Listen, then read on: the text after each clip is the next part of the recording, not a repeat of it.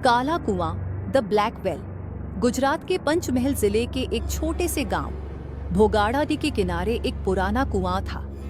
लोग उसे काला कुआं कहते थे। गांव के बुजुर्ग कहते थे कि उस कुएं से कभी किसी को पानी नहीं निकालना चाहिए, क्योंकि रात के समय उसमें से किसी और दुनिया की आवाजें आती थीं, रोने की, चीखने की और कभी कभी किसी के हंसने की भी। गांव के बच्चों को डराने के लिए उनके माता पिता कहते, अगर रात में बाहर निकले तो काला कुआं तुझे निगल जाएगा। पर किसी ने भी असल में कभी उसे देखने की हिम्मत नहीं की थी। एक जिज्ञासु लड़का गांव में रवि नाम का एक 20 साल का लड़का रहता था। शहर में पढ़ाई करके अभी अभी लौटा था। उसे इन अंधविश्वासों पर हंसी आती थी। उसने अपने दोस्तों से कहा, भूत प्रेत कुछ नहीं होता, कल रात में जाकर देखूंगा उस कुएं में आखिर है क्या। सबने मना किया पर रवि नहीं माना। रात के ठीक 12 बजे जब पूरा गांव सो चुका था, वह टॉर्च लेकर अकेला निकल पड़ा। अंधेरे में लिपटा कुएं के चारों ओर सन्नाटा था। हवा में अजीब ठंडक थी। पत्तों की सरसराहट भी किसी की फुसफुसाहट जैसी लग रही थी। रवि ने टॉर्च की रोशनी कुएं में डाली, लेकिन नीचे सिर्फ अंधेरा था, इतना गहरा कि रोशनी वहीं निकल गई। अचानक उसे लगा जैसे किसी ने नीचे से उसका नाम पुकारा।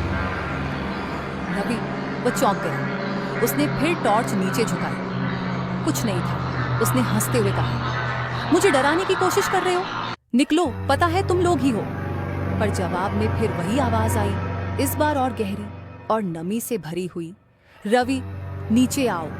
उसका दिल जोर से धड़कने लगा। उसने पत्थर उठाकर कुएं में फेंका। छपाक। लेकिन उस आवाज के बाद भी कुएं से धीमी धीमी फुसफुसाहटें आने लगी, जैसे कई लोग मिलकर कुछ बुदबुदा रहे हैं। गांव की बूढ़ी औरत अगले दिन जब रवि ने यह बात बताई तो गांव की बूढ़ी औरत मांगली बाई डर के मारे कांप उठी। वह बोली, उस कुएं में 50 साल पहले एक पूरा परिवार मारा गया था। आधी रात को घर में आग लगी थी और बचने के लिए वे कुएं में कूद गए थे, लेकिन कुएं में पानी नहीं था, सिर्फ राख और धुआं था। सब वहीं दम तोड़ दिए। तब से उनकी आत्माएं वहीं कैद है। रवि को लगा ये सब कहानियां हैं। उसने कहा, मैं सबूत लेकर आऊंगा कि वहां कुछ नहीं है। दूसरी रात उस रात रवि कैमरा लेकर पहुंचा। हवा फिर ठंडी थी। पेड़ों के पत्ते अजीब सी आवाजें कर रहे थे। उसने कैमरा कुएं की दीवार पर लगाया और खुद नीचे झांकने लगा। अचानक कुएं से धुआं उठने लगा, लेकिन नीचे आग नहीं थी। उस धुएं में कुछ आकृतियां बन रही थी, इंसानों जैसी, लेकिन बिना आंखों के। रवि पीछे हटने लगा। तभी कैमरे की स्क्रीन पर एक चेहरा दिखा, काला, जला हुआ, आंखों की जगह गहरे गड्ढे और मुंह से धुआं निकलता हुआ। वह चिल्लाया और भागा, लेकिन जब गांव पहुंचा तो सब सो रहे थे। सुबह उसने कैमरा देखा, सारी फुटेज ब्लैंक थी। सिर्फ आखिरी सेकंड में एक आवाज रिकॉर्ड हुई थी, अब तू भी हमारा हिस्सा है। तीसरी रात लापता। अगली सुबह रवि नहीं मिला। लोगों ने सोचा वह शहर चला गया होगा, लेकिन उसकी मां ने बताया वह रात को घर नहीं लौटा। गांव के कुछ लोगों ने कुएं के पास खोज की। वहां जमीन पर उसके पैर के निशान थे, जो कुएं तक जाते थे पर वापस नहीं आते थे।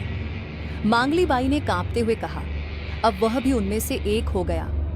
7 दिन बाद 7 दिन तक गांव में अजीब घटनाएं होने लगी। रात में कुएं के पास से किसी के चलने की आवाज आती, कभी किसी बच्चे के रोने की। एक रात गांव का चौकीदार वहां गया। सुबह लोगों ने देखा उसकी लाश कुएं के पास पड़ी, चेहरा डर से फटा हुआ, आंखें बाहर निकली हुई और उसके बगल में मिट्टी पर उभरा था। रवि लौट आया है। अंतिम रात गांव वालों ने तय किया कि कुएं को मिट्टी से भर देंगे। सब लोग इकट्ठे हुए।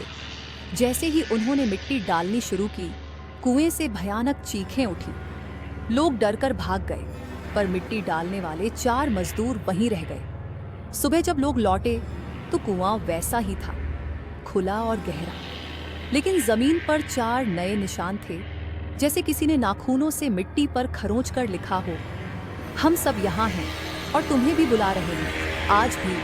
आज वो गांव वीरान है, किसी के खेत नहीं, कोई आवाज नहीं।